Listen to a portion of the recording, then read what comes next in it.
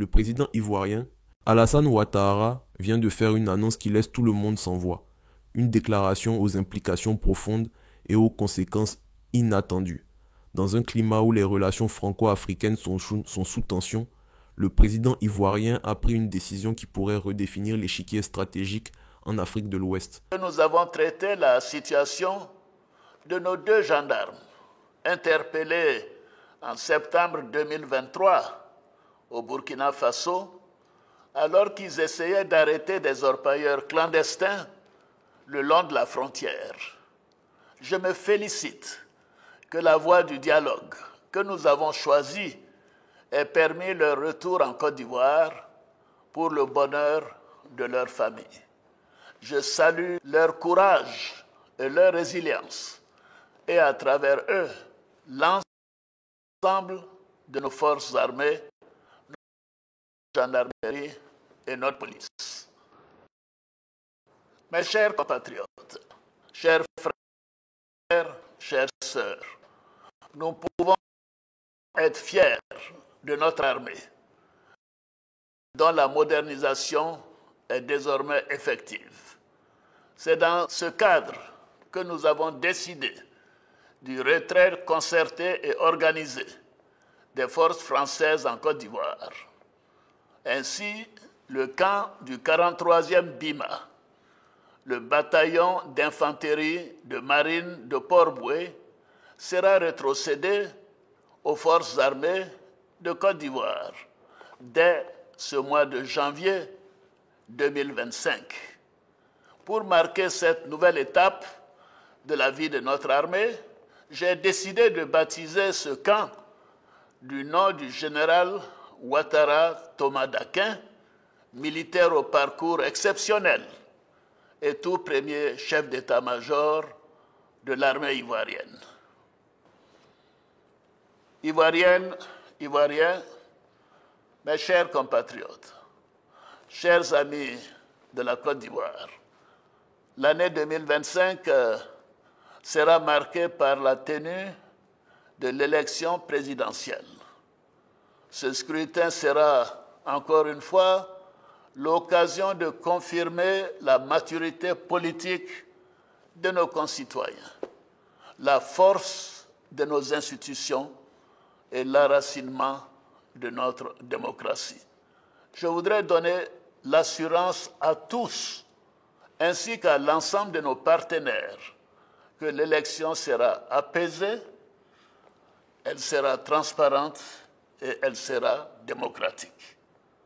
Nous devons consolider les acquis enregistrés depuis 2011 pour continuer notre marche vers le développement dans la paix, l'union et la discipline.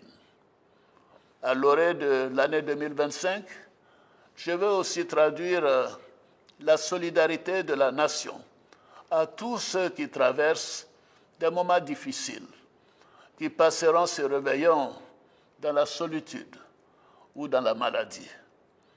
La célébration des fêtes de fin d'année est aussi l'occasion du pardon.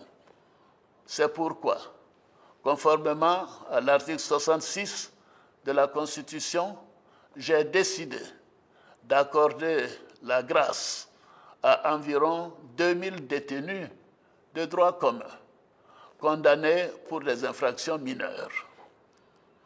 Mes chers compatriotes, chers frères, chères sœurs, j'appelle toutes les Ivoiriennes et tous les Ivoiriens à s'approprier nos idéaux de paix et de cohésion sociale, à apporter leur pierre à l'édification de la Côte d'Ivoire solidaire, une Côte d'Ivoire que nous devons continuer à faire rayonner en Afrique et dans le monde.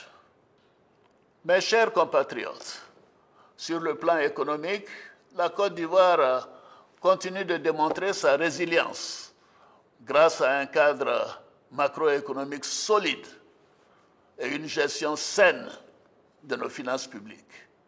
L'activité économique est restée robuste avec un taux de croissance du PIB de 6,1% en 2024 contre 4,2% au niveau de la CEDEAO. Il sera d'environ 7% en 2025. L'endettement de notre pays demeure modéré et le stock de la dette s'établit à 56% du PIB contre un seuil communautaire de 70% dans la zone UEMOA. Nous continuerons de maintenir la solidité de notre cadre macroéconomique et de nos finances publiques pour consolider la confiance des partenaires privés, bilatéraux et multilatéraux. Et bien évidemment pour les Ivoiriens également. La rétrocédée de la base militaire française à Abidjan symbolise un épisode majeur dans la redéfinition des relations entre la France et ses anciens partenaires africains. Si elle traduit une volonté ivoirienne de renforcer sa souveraineté, elle s'inscrit également dans un contexte marqué par une montée du sentiment anti-français sur le continent. Les départs successifs des troupes françaises de plusieurs pays africains révèlent un rejet croissant de l'héritage colonial et une aspiration à des partenariats plus équitables. Ce retrait des troupes françaises de Côte d'Ivoire témoigne de la montée en puissance des forces armées locales, une fierté soulignée par le président Alassane Ouattara. La modernisation de l'armée ivoirienne, concrétisée par cette rétrocédée, représente un symbole de souveraineté renforcée et d'autonomie stratégique. En rebaptisant la base au nom du général Ouattara Thomas Dakin, le gouvernement ivoirien rend hommage à une figure historique tout en réaffirmant sa volonté de s'appuyer sur des références nationales pour consolider son identité militaire. Dans un contexte marqué par la réorganisation militaire française à travers le continent, la Côte d'Ivoire fait exception en restant un allié stratégique pour Paris. Toutefois, cette évolution s'inscrit dans un climat général de redéfinition des partenariats franco-africains, illustré par les départs successifs des troupes françaises du Mali, du Burkina Faso, du Niger, du Tchad et du Sénégal. Un tournant majeur se dessine dans les relations franco-ivoiriennes. La base militaire du 43e BIMA, symbole de la présence française en Côte d'Ivoire depuis des décennies, sera rétrocédée à Abidjan en janvier 2025. Alors que les bases françaises disparaissent progressivement du paysage militaire africain, ce transfert s'inscrit dans une dynamique plus large de réorganisation de la présence française sur le continent.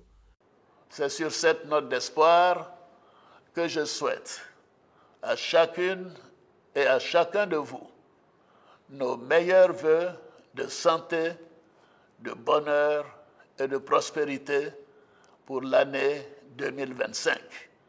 Bonne et heureuse année à toutes et à tous. Vive la République, vive la Côte d'Ivoire, que Dieu bénisse notre beau pays.